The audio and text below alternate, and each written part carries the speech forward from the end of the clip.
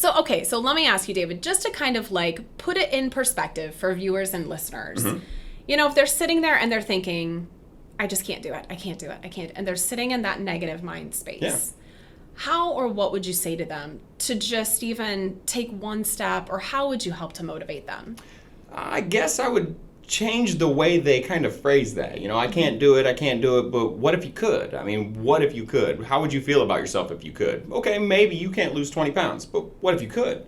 How would you feel about yourself? Maybe I can't get under 200 pounds. What if you could? What if you can get back to your high school weight? What if you can wake up in the morning and feel good about yourself? How would you feel? It's almost a night and day experience. I mean, what if you were more energetic? What if you felt better about yourself?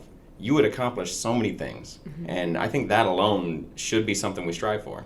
Yeah, I think one of the things that motivates me the most is that time's going to pass regardless. Yeah. So you can make use of that time, or you could just sit and do nothing. Or the same thing you do every single day. You know, you can watch the television show, you can watch people living their lives, or you can live your life. Yeah, it's so true. I think about here, we've been in the middle of this pandemic, you know, and my neighbor Hans, he's in his 80s. And he still runs marathons. He still runs and trains, you know. With a name like Hans. I know, you kind right? of have to. Yeah, you have to, exactly. Yeah. And so it has been so funny because he got sick, him and his wife did, with COVID. And we were chatting about it a little bit. And he was so mad because he no longer could run like 15 miles on training days. Yep. Like, dang it, he was down to like 9 and 10 miles.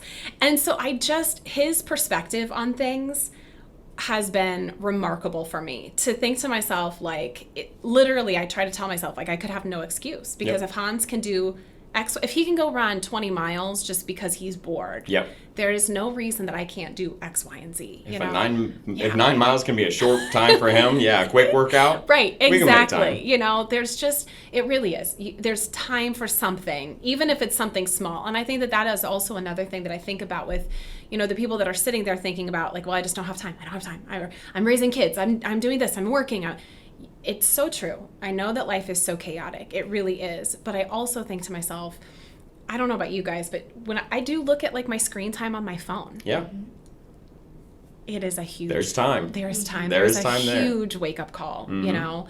And there's so many little things that I can think about where I'm like, if I show up to, you know, a meeting early, or if a meeting wraps up early, you know, and I just think to myself, like, this gives me time to like go, even if it's something small, like running into a boutique and like dropping something off. I'm like, okay, well, I'm not going to move the car.